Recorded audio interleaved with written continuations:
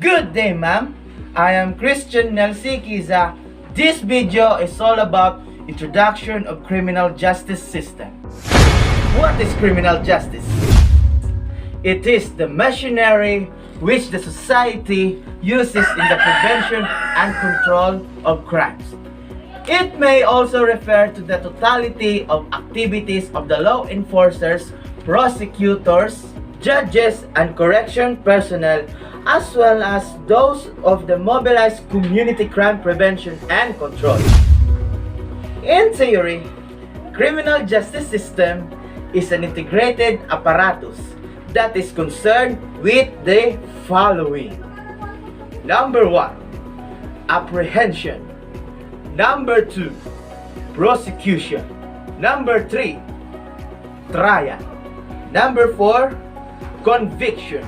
Number 5, sentencing and rehabilitating or correcting criminal offenders. Goals of CJS or criminal justice system. Number 1, prevention of crime. Number 2, protect members of society against crimes.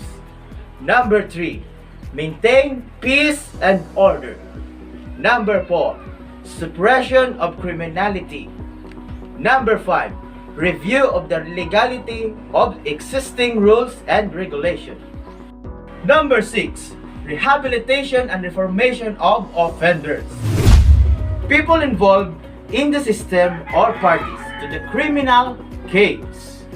Number 1, accused in the most pampered in criminal case. Number 2, victim or complainant, forgotten party in the criminal case. Number 3, people of the Philippines, the actual offended party. And that is all. Thank you.